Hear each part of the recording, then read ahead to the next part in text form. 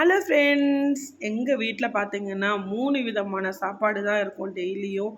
ஏன்னா எங்கள் வீட்டில் யாருமே ஒரே சாப்பாடு ஒரே விதமாக யாருமே சாப்பிட மாட்டாங்க. என் பையனுக்கு ஒரு சாப்பாடு, வீட்டில் இருக்கவங்களுக்கு ஒவ்வொரு விதமான சாப்பாடு தான் ரெடி பண்ணணும். அதனால் டெய்லி குக்கிங்க்கு அப்புறம் பாத்திரம்லாம் கழுவுறதே ஒரு பெரிய பாடாக இருக்கும். அந்த மாதிரி தான் என்னோடய லைஃப் போயிட்டுருக்கு. இன்றைக்கி பார்த்தீங்கன்னா எல்லா காய்கறியும் வச்சு ஒரு சப்ஜி தான் பண்ணிக்கிட்டுருக்கேன். இதில் கேரட்டு, பீன்ஸு, காலிஃப்ளவர் எல்லாமே இருக்குது. ஒரு ஹெல்த்தியான வெஜிடபிள்ஸ் எல்லாமே சேர்த்துருக்கேன்.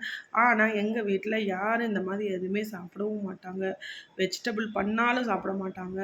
நான் பேருக்கு தான் செய்வேன் ஒழிஞ்சு மற்றபடி இந்த சட்னியோ இல்லை இந்த ஊறுகாவோ வச்சு சப்பாத்திக்கோ சாப்பாடுக்கோ சாப்பிட்டு முடிச்சிடுவாங்க. இந்த தேவையில்லாத வேஸ்ட்டு ஃபுட்டு அது இதுன்னு எல்லாமே நானே சாப்பிட்ற மாதிரி இருக்கும். என்னோடய வீட்டில் தான் இப்படி நடக்குதா இல்லை வேறு எல்லார் வீட்லேயும் நடக்குதான்னு எனக்கு தெரியாது. இந்த லேடிஸ் எப்படின்னா பார்த்தீங்கன்னா, லேடிஸ் குண்டா இருக்கோம் குண்டா இருக்கோன்னே சொல்லிகிட்டே இருப்பாங்க. ஆனால் லேடிஸ் படுற கஷ்டம் யாருக்கு தெரியும்? லேடிஸ்க்கு தான் தெரியும். வீட்டில் பார்த்தீங்கன்னா அந்த தேவையில்லாத வேஸ்ட்டு ஃபுட்டு அந்த ஃபுட்டு இந்த ஃபுட்டெல்லாம் சாப்பிட்டு சாப்பிட்டு தான் நம்ம குண்டாகிறோம். ஐயோ ஃபுட்டு வேஸ்ட் ஆகுது அப்படின்னு சொல்லிட்டு அந்த மாதிரி தான் டெய்லி பொழப்பு போயிட்டுருக்கு. அதுக்கப்புறம் பார்த்தீங்கன்னா இன்றைக்கி எல்லா காய்கறி போட்ட ஒரு சப்ஜி, அப்புறம் என் பையனுக்கு ரைஸு, சாம்பார் தனியாக அவனுக்கு, அப்புறம் சப்பாத்தி, சப்ஜி ஒரு தனியாக, அப்புறம் என்னோடய குட்டி பையனுக்கு பார்த்திங்கன்னா அவனுக்கு ஒரு செர்லாக்கோ, அதுக்கப்புறம் அவனுக்கு சுட சுட பருப்பு சாதமோ இந்த மாதிரி ரெடி பண்ணி அவனுக்கு ஊட்டணும். இந்த மாதிரி 3 டாஸ்க் இருக்குது ஒரு நாள் குக்கிங்கில் பார்த்தீங்கன்னா. 3 வேளை குக்கிங்கில் அந்த மாதிரி தான் போயிட்டுருக்கு.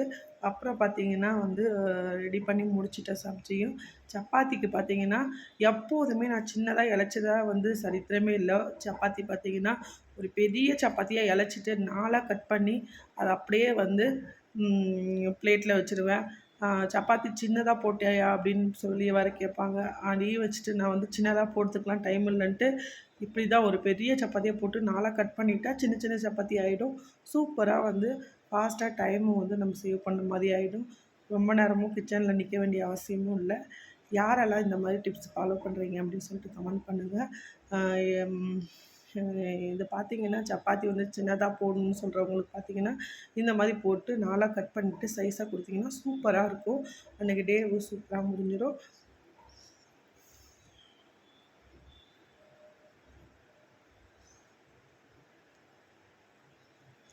அவ்வளோதான் ஃப்ரெண்ட்ஸ். இது பார்த்திங்கன்னா நேற்று நைட்டு எடுத்த விலாகு. என்னால் சீக்கிரமாக அப்லோட் பண்ண முடியல. இந்த வீடியோ பிடிச்சிருந்தால் லைக் பண்ணுங்கள், சப்போர்ட் பண்ணுங்கள். Bye friends.